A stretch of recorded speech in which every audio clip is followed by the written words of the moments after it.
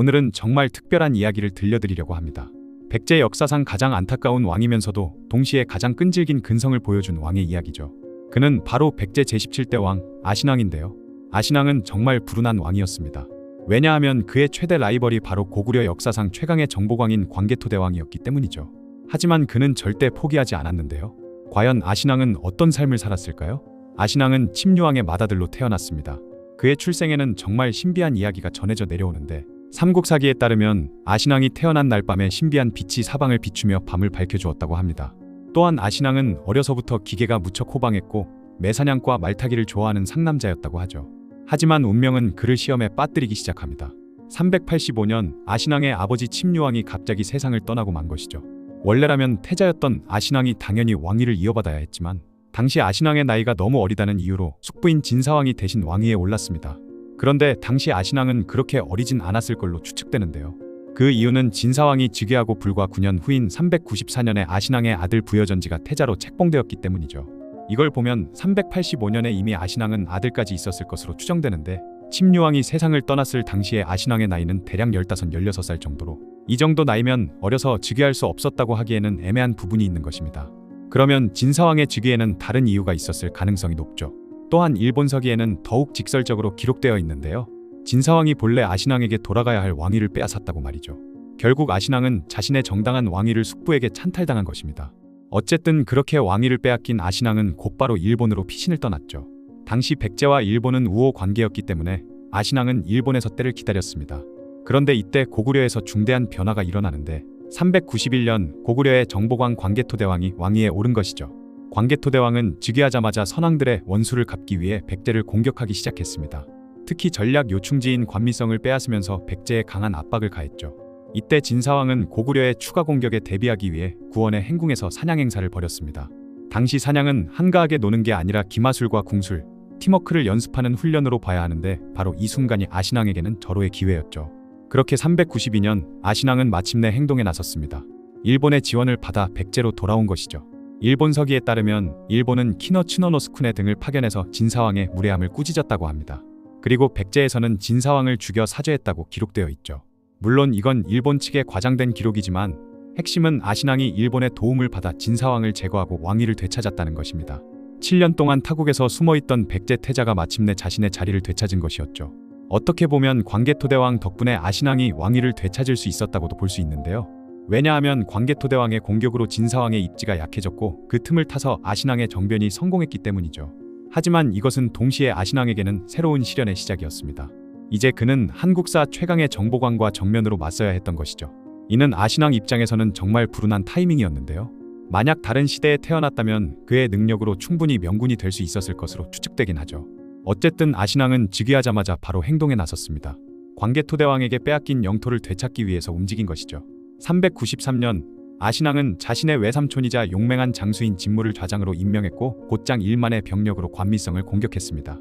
진무는 정말 용감한 장수였는데요. 병사들보다 앞에 서서 쏟아지는 화살과 돌을 무릅쓰고 용맹하게 전투에 나섰던 것이죠.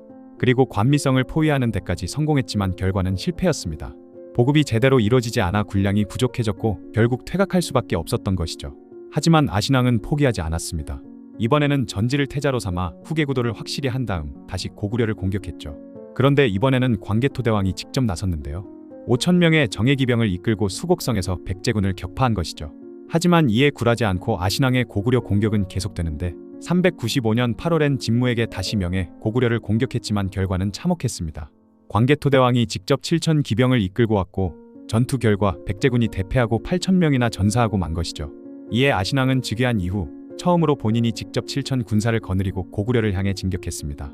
그런데 한강을 건너 청목령까지 갔을 때 갑자기 큰 눈이 내리기 시작했고 병사들이 얼어 죽기 시작하자 결국 아신왕은 철수할 수밖에 없었죠. 하늘마저 아신왕의 편이 아니었던 것 같은데요. 아신왕의 고구려 공격은 매번 실패하긴 했지만 거의 1년에 한 번씩 계속 고구려를 공격해 들어오자 광개토대왕은 그런 아신왕이 굉장히 거슬렸는데, 당시 고구려는 백제뿐만 아니라 후연, 거란 등 북방의 강력한 적들도 상대해야 했기 때문입니다. 결국 참을 수 없었던 광개토대왕은 396년 직접 군대를 이끌고 백제를 향해 진격하기 시작했죠. 고구려군의 진격은 굉장히 매서웠는데 순식간에 한강을 건너 백제의 수십 개성을 함락시키고 수도 위례성을 포위하기에 이르렀던 것입니다. 결국 버티지 못한 아신왕은 항복할 수밖에 없었는데요. 아신앙은 광개토대왕 앞에 무릎 꿇고 지금부터 영원히 노객이 되겠습니다 라고 외치는 굴욕을 맛보게 되었죠. 광개토대왕은 아신앙의 항복을 받아들였지만 대가는 혹독했습니다. 58개 성 700개 촌을 고구려에 빼앗겼고 동생과 대신 10명이 볼모로 끌려갔죠. 이때 한강 이북은 물론이고 강원도 영서 지역과 충주 지역까지 모두 잃었습니다. 삼국시대에는 한강 유역을 차지하는 나라가 전성기를 맞게 되었었는데요. 그렇게 백제는 한순간에 영토의 상당 부분을 잃어버렸고 한강 유역을 차지한 고구려는 전성기가 시작된 것이죠. 그런데 아신앙은 여기서 포기하지 않았습니다.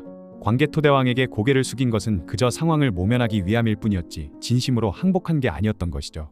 계속되는 고구려의 위협에 대비하기 위해서는 다른 나라와의 군사적 협조가 절실했습니다. 당시 신라는 이미 고구려와 밀접한 관계를 맺고 있었기 때문에 아신앙은 일본에 주목했죠. 그리고 397년 5월 아신앙은 태자 전지를 일본에 보냈습니다. 공식적으로는 우호를 다지기 위해서였지만 실제로는 군사적 지원을 요청하기 위해서였죠. 차기 왕위계승자인 전지를 일본에 보냈다는 사실에서 아신앙과 백제의 절박한 상황을 짐작할 수 있습니다. 그런 아신앙과 전지의 외교적 노력은 효과를 거두었는데요. 일본이 한반도에 군사를 파견한 것이죠. 398년 8월 아신앙은 다시 고구려를 치려고 출진해 한산 북쪽의 목체계까지 진출했습니다. 그런데 그날 밤에 큰 별이 병영 안에 떨어지는 사건이 벌어졌는데 아신앙은 이 일을 굉장히 불운하게 여겼고 그렇게 북벌을 중재하고 말았죠. 하지만 아신앙은 포기하지 않았습니다. 이듬해인 399년에 또다시 고구려를 공격하려고 아신앙이 징집을 했는데 백성들이 크게 반발하자 그렇게 북벌은 또 취소되고 말았는데요. 백성들이 징집되지 않기 위해 도망을 가는 바람에 군대 모으기가 어려워진 것이었습니다.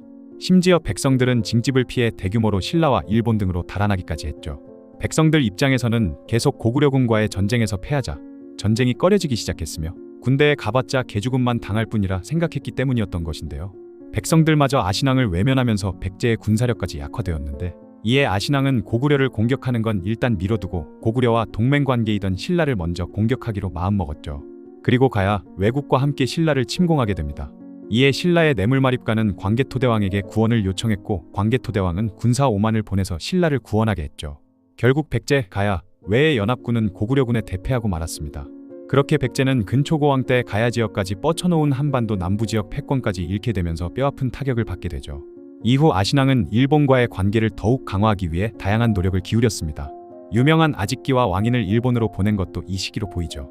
이들은 당대의 석학들로 백제의 선진 문화를 일본에 전파했으며 아신앙은 일본에서 군사 지원을 받기 위해 할 수 있는 모든 방법을 동원하고 있었던 것입니다. 그러던 404년 아신앙에게 기회가 찾아오는데요. 바로 광개토대왕이 후현을 공격하기 위해 요서와 후현 쪽에 고구려 주력군이 몰려 있었던 것이죠. 이에 아신앙은 다시 가야와 일본을 끌어들여 황해도를 공격했습니다. 수군과 육군으로 황해도의 석성을 공격한 후 평양성까지 치고 올라갔죠. 주력군이 빠진 고구려는 방어가 약해져 있었기에 아신앙은 마침내 고구려에게서 일부 영토를 수복하는 데 성공했습니다. 하지만 사태가 커지자 광개토대왕이 직접 군대를 이끌고 내려와 전투 끝에 결국 또다시 패배했지만 이번에는 개성 일대까지는 고수할 수 있었죠. 그리고 405년 3월 왕궁의 서쪽에서 한 필의 비단과 같은 흰 기운이 일어났는데 그해 9월 아신앙이 갑자기 세상을 떠났습니다. 당시 아신앙의 나이는 31에서 36세 정도로 추정되는데 꽤 젊은 나이였죠. 그런데 아신앙의 죽음에는 의문점이 많습니다. 왜냐하면 태자 전지가 일본에 머물러 있는 등 왕위 계승을 위한 준비가 전혀 되어 있지 않았기 때문이죠. 연이은 실정과 전쟁의 실패로 불만을 품은 귀족들의 정변으로 인해 목숨을 잃었을 가능성이 있다고 합니다. 그렇게 아신앙이 갑자기 세상을 떠나자 둘째 동생인 부여훈회가 정사를 대리하면서 태자 전지의 귀국을 기다렸죠.